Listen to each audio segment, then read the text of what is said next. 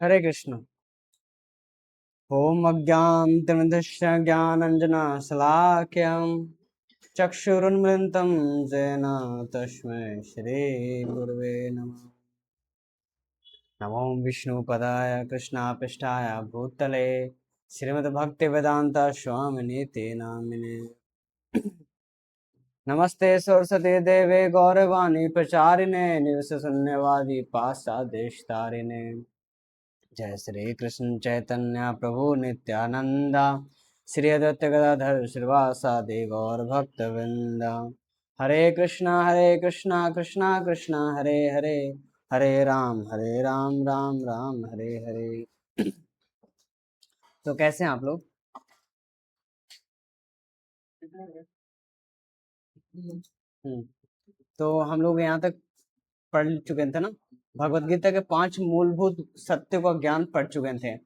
आज हम लोग 2-3 पैराग्राफ ही पढ़ेंगे, 10 मिनट का ही पढ़ेंगे।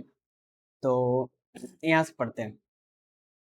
भगवत गीता के इन 5 मूलभूत विषयों में यह स्थापित है कि परमेश्वर, कृष्ण या ब्रह्म या परम नियंत्रक या परमात्मा, जो भी नाम चाहे, ये सारे नाम सर्वोपरि है, सर्वोत्तम है। सब नाम भगवान का ही नाम है। ये परमेश्वर, कृष्ण, ब्रह्म, परम नियंत्रक, कंट्रोलर, परमात्मा, सब सर्वोपरि नाम है।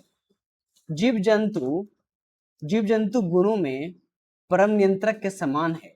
उदाहरण के लिए भगवान भौतिक प्रकृति के ब्रह्मांडीय कार्य पर नियंत्रण रखते हैं, जैसे कि भगवत गीता के बाद के अध्याय में समझाया जाएगा। भौतिक प्रकृति स्वतंत्र नहीं है। मतलब कहने का मतलब ये है कि जीव जंतु है ना, वो भगवान के क्वालिटी में, सॉरी, कहने का मतलब ये है कि भगवान की जो क्वालिटी है ना, उस क्वालिटी में जीव रहता है। मतलब कि जीव भगवान की क्वालिटी को ग्रहण करता है, लेकिन सूक्ष्म थोड़ा सा अंश मात्र क्वालिटी भगवान का रहता है। तो हम लोग जो भी सोच रहे हैं, समझ रहे हैं, खाना खा रहे हैं, मस्ती कर रहे हैं, ये सब भगवान की क्वालिटी है। भगवान की सब क्वालिटी बहुत उच्चतम हाई लेवल पर है, लेकिन हम लोग का छोटा है, लिमिटेड है। सिंपल अर्थ में कहें कि हम लोग जितना भी चीजें करते हैं वो भगवान के एक अंश है। उदाहरण के लिए बताया गया कि भौतिक प्रकृति जो है ना, वो भगवान के नियंत्रण में काम करती है। जितना भी ब्रह्मांडीय शक्तियां हैं ना, सब भगवान के अंडर में काम करती है। भौतिक प्रकृति स्वतंत्र नहीं है। हम लोग कहते हैं कि नेचर ही सुप्रीम है। नेचर सुप्रीम नहीं है, नेचर से भी ऊपर है कोई। जानना पड़ेगा आपको, समझना पड़ेगा कि नेचर को कंट्रोल कौन कर रहा है, कौन सही टाइम पर बरसात ला रहा है, धूप ला रहा है, गर्मी ला रहा है, कौन है? कंट्रोलर है कोई। वह परमेश्वर के निर्देशों का अधीन कार्य करती है। जैसे कि भगवान कृष्ण कहते हैं, माया अध्यक्ष प्रकृति स्वेतेच्छा चराचरम। यह भौतिक प्रकृति मेरे निर्देशों का अधीन कार्य कर रही है। भगवान कह रहे हैं कि जो भौतिक प्रकृति, जो नेचर है, जो भगवान के कंट्रोल में है। जब हम ब्रह्मांड में अद्भुत घटनाएं घटित होते हुए देखते हैं, तो हमें यह जानना चाहिए कि ब्रह्मांडीय अभिव्यक्ति के पीछे एक नियंत्रक है। जितने भी घटनाएं घटती है, सुनामी आता है, बादल आता है, अर्थक्वेक आ रहा है, जितना भी घटनाएं घट रही है, सबके पीछे कौन है? कंट्रोलर। उल्का पिंड गिर रहा है, भगवान के द्वारा होता है कार्य। बिना नियंत्रण के कुछ भी प्रकट नहीं हो सकता। नियंत्रक पर विचार ना करना बचकाना है। अब आप लोग सोचेंगे ही नहीं कि नेचर को कौन कंट्रोल कर रहा है, ना जानेंगे ही नहीं, तो कह रहे हैं प्रपात जी की बचकाना है। बच्चों की हरकत है, मतलब जो जैसे बच्चे होते हैं ना, उनको दे दिया जाता है, बस मान लेते हैं। लेकिन जो विद्वान होते हैं उसके रहस्य जानते हैं कि उसके पीछे कारण क्या है। जैसे एक एग्जांपल दे रहे हैं यहाँ कि एक बच्चा सोच सकता है कि बिना घोड़े या किसी अन्य जानवर के खींचे चले आने वाली कितनी अद्भुत है, लेकिन एक समझदार व्यक्ति समझ सकता है कि इसके पीछे इंजीनियरिंग व्यवस्था है। मतलब कि एक खिलौना है, एक गाड़ी जिसे कहा जा सकता है। बिना जानवर के खींचा रहा, मतलब रिमोट सिस्टम से चल रहा है, तो बच्चा ज्यादा दिमाग नहीं लगाता कि इसके पीछे क्या टेक्नोलॉजी है क्या नहीं है। लेकिन जो एक समझदार व्यक्ति होता है वो इंजीनियरिंग व्यवस्था को जानता है कि इसके पीछे इंजीनियरिंग टेक्नोलॉजी लगी हुई है, और इस टेक्नोलॉजी को कंट्रोल करने के लिए एक कंट्रोलर है।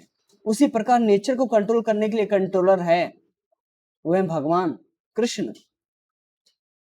वह हमेशा जानता है कि मशीनरी के पीछे एक मनुष्य, एक चालक होता है। इसी प्रकार परमेश्वर ही चालक हैं, जिनके निर्देशन में सब कुछ चल रहा है। हम लोग भूल जाते हैं, हम लोग सोचते हैं ना कि अपने मौज मस्ती करेंगे ना, कौन देख रहा है, जो मन में आता है वो करते हैं। किसी को मर्डर कर देंगे, किसी को रेप कर देंगे, लेकिन वो अंधकार में, क्योंकि उनको पता नहीं है ना, और न जानने का प्रयास करते हैं कि हमें कोई देख रहा है। हम कितने बंद कमरे में कुछ क्यों ना कर ले, लेकिन उनकी आंखें हर कमरे को चीर देती है, हर दीवारों को चीर कर हर चीज वो देख लेते हैं। कौन है? कृष्ण। अब जीव या सजीव प्राणी भगवान द्वारा अपने अंश के रूप में स्वीकार किए गए हैं।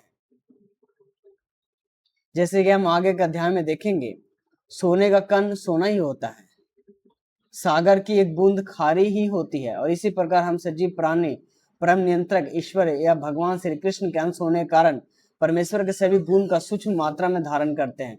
कितनी बड़ी बात बोल दिया गया है कि हम कृष्ण के अंश हैं, और कृष्ण के अंश होने के कारण परमेश्वर के जितने भी गुण है ना, भगवान कृष्ण के जितने भी गुण हैं वो हम लोग में विराजमान है, लेकिन सूक्ष्म मात्रा में, छोटी मात्रा में।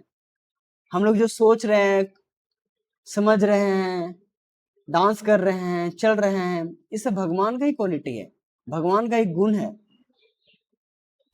लेकिन सूक्ष्म मात्रा में, लिमिटेड है हमारा।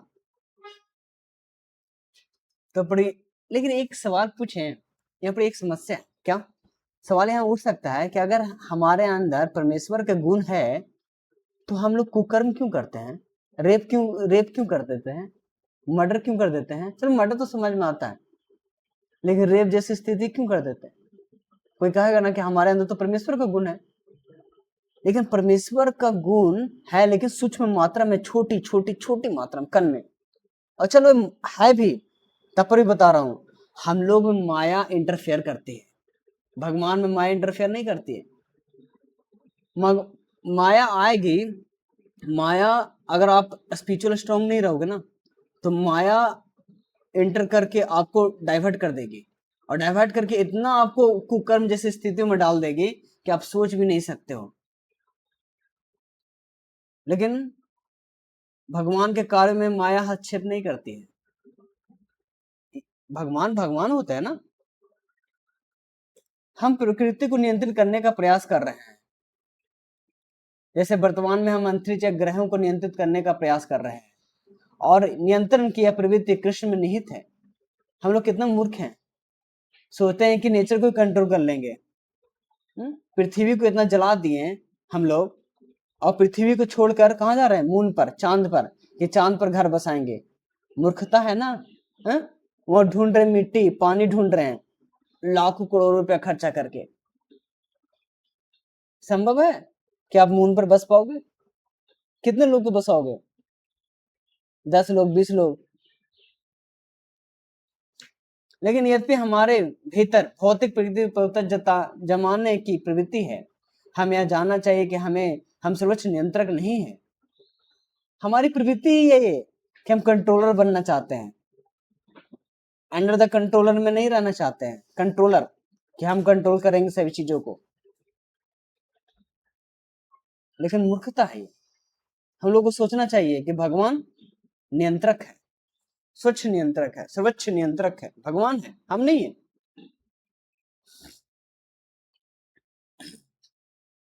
भौतिक प्रकृति क्या है? जो नेचर है, ये नेचर की बात करते हैं, बायोस्फीयर जो है ना हमारा, लैंड, वाटर, जैसे हाइड्रोस्फीयर बोलते हैं, लिथोस्फीयर बोलते हैं, एटमोस्फेयर बोलते हैं। तो जो बायोस्फीयर है, जो नॉन एज नेचुरल फेनोमेना, भौतिक प्रकृति है।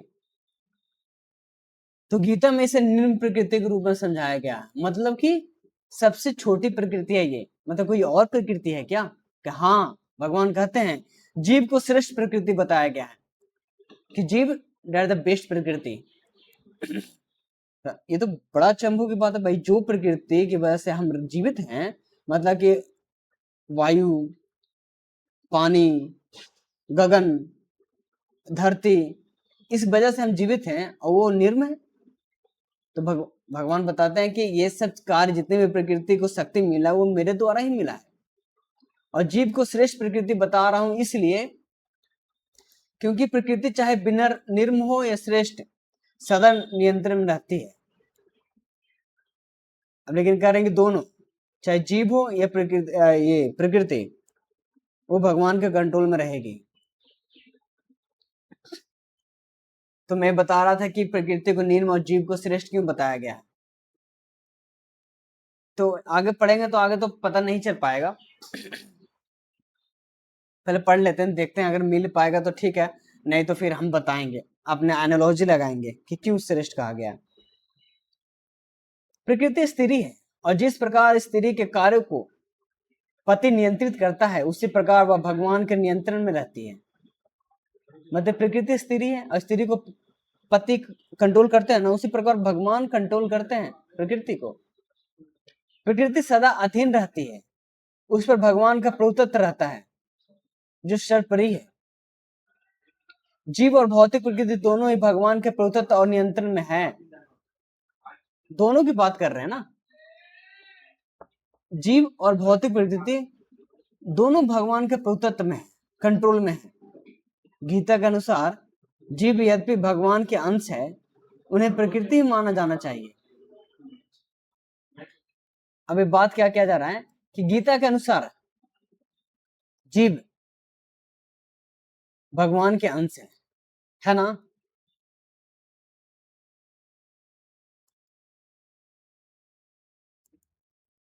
बोलिए, गीता के अनुसार जीव यद्यपि भगवान के अंश है, उन्हें प्रकृति ही माना जाना चाहिए। भगवत गीता के अब थोड़ा सा आंसर ये मिल सकता है क्या कि लेकिन श्रेष्ठ क्यों कहा गया है, ये आंसर नहीं मिल पा रहा है, तो आगे पता करेंगे। भगवत गीता के 7वें अध्याय में, एक मिनट, 7वें अध्याय में इसका स्पष्ट उल्लेख है। अपरम इतस्तेवि अन्यम प्रकृतिम विधि में परम जीव भूतम। यह भौतिक प्रकृति मेरी अपरा प्रकृति है, लेकिन इसके परे एक और प्रकृति है जो जीव भूतम जीव है। मतलब दो प्रकृति का यहाँ जिक्र किया गया है। एक भौतिक प्रकृति जो भगवान की अपरा प्रकृति है। भौतिक प्रकृति में कौन आता है? आकाश, धरती, वायु, जल, मन, बुद्धि, अहंकार और अग्नि, ये सब अपरा प्रकृति है। लेकिन परा प्रकृति में कौन आता है? जीव, जीव की चेतना, जीव की चेतना आती है, जो सोचने की शक्ति होती है, भूतम जीव। तो इस कह सकते हैं कि श्रेष्ठ क्यों है? श्रेष्ठ की बात था ना, श्रेष्ठ इसलिए बताया गया है, जीव को प्रकृति से श्रेष्ठ इसलिए बताया गया है क्योंकि भगवान के गुण इसमें पाया जाता है। भगवान चल सकते हैं, प्रकृति क्या चल सकती है? भगवान सो सकते हैं, प्रकृति सो सकती है। खाना खा सकते हैं भगवान, जीव खाना खा सकता है, प्रकृति नहीं कर सकती है। जो मनुष्य कर सकता है वो प्रकृति नहीं कर सकती है, जो भगवान कर सकता है वो प्रकृति नहीं कर सकती है। भगवान जो कर सकता है वो जीव कर सकता है, इसीलिए जीव को श्रेष्ठ बताया गया प्रकृति से। ये भौतिक प्रकृति मेरी अपरा प्रकृति है, लेकिन इसके परे एक और प्रकृति है, जीव भूतम जीव।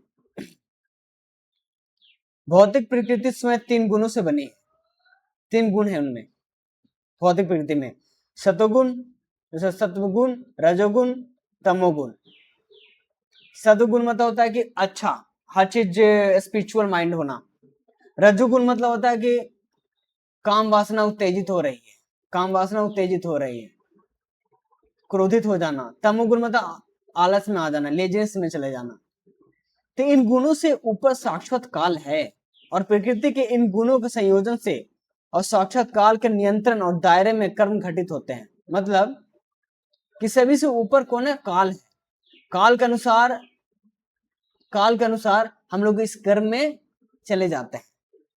समय के अनुसार इस कर्म में हम लोग चले जाएंगे। जैसे बताऊंगा, ये कर्म अनादिकाल से चल रहे हैं, सतोगुण रजोगुण तमोगुण कर्म चलते रहता है अनादिकाल से, और हम अपने कर्मों के फल भोगते हैं, ना, हम अपने कर्म को फल भोगते हैं। जैसे उदाहरण के लिए मान लीजिए कि मैं एक व्यापारी हूं और मैंने बहुत मेहनत और बुद्धिमत्ता से काम करके बहुत धन अर्जित किया, तो मैं भोगी हूं। मतलब बुद्धिमानी से हम धन अर्जित किए तो मैं उसका क्या करूंगा, सुगत प्लीजर भोग करूंगा ना, आनंद। जो पैसा है उसका खर्चा करूंगा, गाड़ी लूंगा, बंगला लूंगा, सुंदर स्त्री को रखूंगा, पैसा की यूटिलाइज करूंगा ना, तो सुखद की भोग करूंगा। लेकिन वही व्यापार में धन खो देता है तो टेंशन में चला जाएगा, डिप्रेशन में चला जाएगा, सब कुछ एकदम क्रोध हो जाएगा, उसको मारने पर आ जाएगा, तो दुखद की भोगी बन जाता है। तो किसी भी परिस्थिति में हम भोगता हैं, अपने कर्म के फल को भोगते हैं, जैसा कर्म वैसा फल मिलता है हमको। और सतोगुण रजोगुण तमोगुण की बात करता हूं तो ये एक दिन में पल पल चेंज होते रहता है, ये गुण सतोगुण रजोगुण तमोगुण। जैसे सुबह सुबह उठोगे तो आप पूजा पाठ करोगे तो आप स्पिरिचुअल माइंडसेट रहोगे तो सतोगुण में हो आप, अच्छा लगेगा एकदम, दूसरों के प्रति विचार आपका अच्छा रहेगा।